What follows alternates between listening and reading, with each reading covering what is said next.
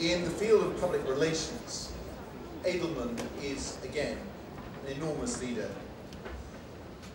One of the big issues that Edelman has been addressing, and particularly in the form of its president and CEO, Richard Edelman, is the issue of corporate trust. Credibility, governments, companies, and yes, of the media. It's something that Richard has been talking to, among other people, to me, at the World Economic Forum at the annual meeting in Davos each year. And he does that obviously from the base of a very strong agency, more than half a century in business, with 3,200 employees plus in some 54 countries. By the way, I believe, Richard, that you're going to tell us what these funny little gadgets are for. Please join us this morning. Thank you very much indeed.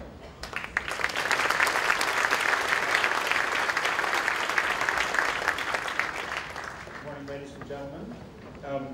I'm going to talk to you about trust, and I'm going to first show you the high priest of why the key to business is just making profit.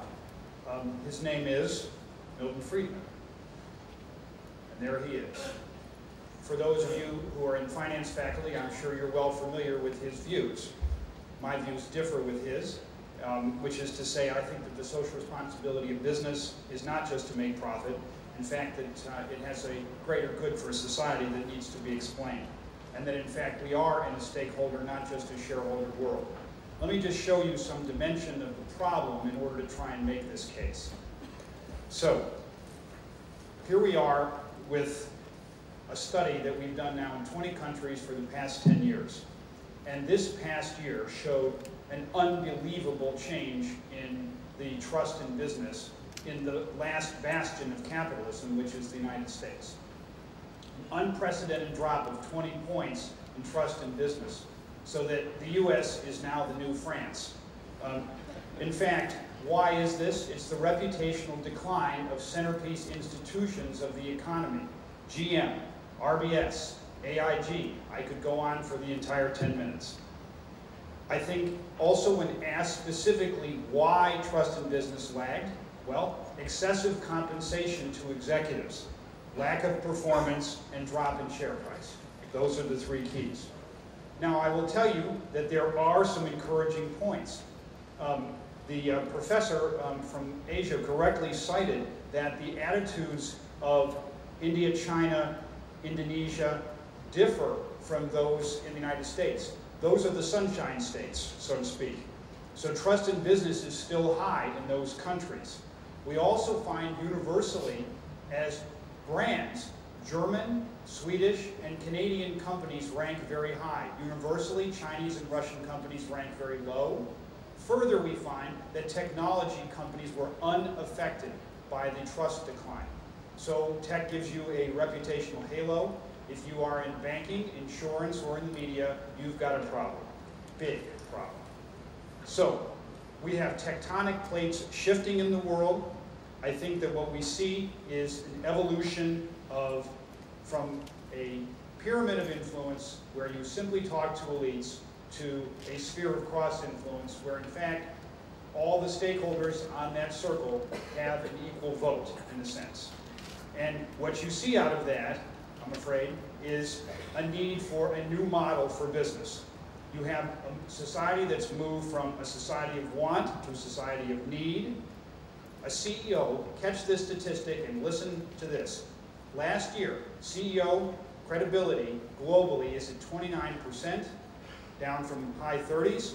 In the United States, it's at 17%. That is 1/3 of the trust of an average employee. If an average employee tells you something, it's 3 times more credible than a chief executive. That's pretty sad. So, how does one deal in a world where business has lost trust? I think you heard from this panel the beginnings of some of the solutions. So let's start out with private sector diplomacy. What Jeff Immelt was saying about the role of business is you've got to suggest solutions. You can't sit back and wait for government to formulate policy and then you are simply going to react to it. And you have to have new bed partners, not just government, but NGOs, consumers, others, in communities. So, private sector diplomacy. Second point, very unpopular for some, shared sacrifice. I don't think it is time for us to return to the compensation models of 2010 and 2008, when the cost of funds for finance is based on government supplying money at zero cost, more or less. If we go back to those models, believe me, we will have a populist outcry that will make any kind of recovery much more difficult. So pay for performance, but also pay within the context of who is financing the companies. I would also suggest to you a bigger idea around mutual social responsibility. Consumers expect you as business to have a supply chain that is sustainable, that has a sort of fair trade aspect, and in so doing, they are prepared to pay more. However, if business doesn't do its part, doesn't make sure that it meets these higher expectations, then it will fail. So, mutual social responsibility. Last point. I think that you have to move in your mentality. We just were hearing about the problems of business speaking to the media. You're in a world of continuous conversation, folks, and you don't just have to speak through the media.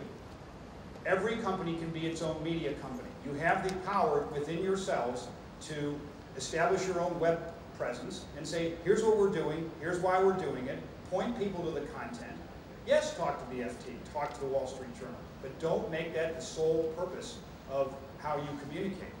I also believe that you've got to allow others in the company, besides the chief executive, to speak. We've already seen that CEOs have 17% trust level. Why would you just have the CEO speak and then, like a turtle, put your head back in the shell, which is what most companies do? You release the earnings, you duck. Bad idea. Let the employees speak. Let them block. Talk to the employees first. Employees have always been the back end of who you speak to. That's a mistake. You also must cultivate experts, academics, others who have a specific credential, because those are the most credible people in the conversation. And where are people getting their information today? It is not simply financial analyst reports or business media. They're also getting information from their peers.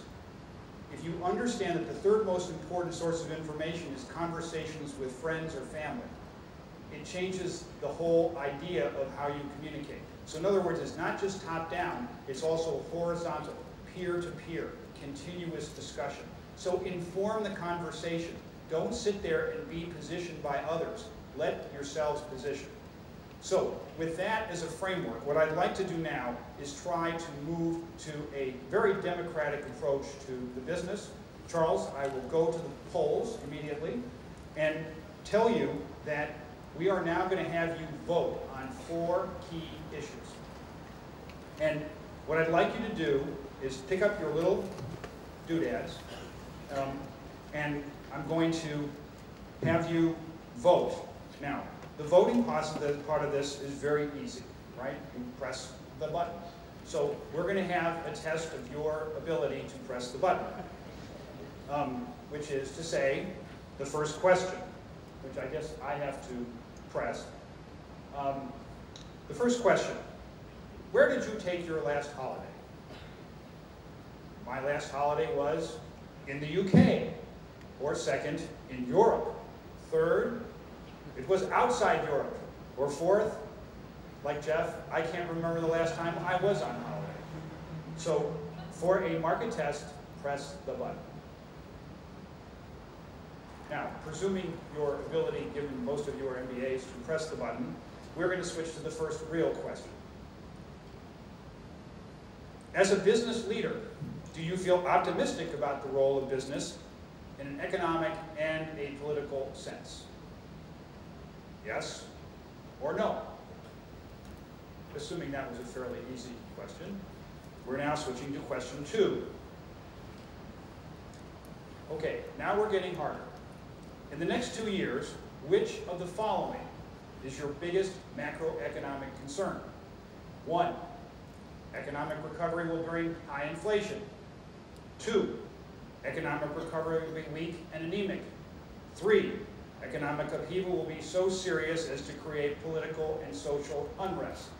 4, there will be a fundamental loss of trust in markets and business. Or 5, fixing the financial crisis will burden the economy with unsupportable debt and fiscal burden. Okay, moving ahead to question 3. As a business leader, which of the following approaches would be your top priority in the face of the economic crisis? 1, acquire an ailing competitor. 2, invest in top talent. 3, seek to gain market share. 4, significant cost cuts for stability. Or 5, stay the course. Okay, we'll go to the final question. Which style of leadership are most appropriate for CEOs in these challenging times? Choose one that comes closest to your recommended leadership style. I reiterate, not your own leadership style, but your recommended leadership style. 1, humble achiever. 2, visionary public face. 3, transparent communicator. 4, team builder. And 5, customer champion.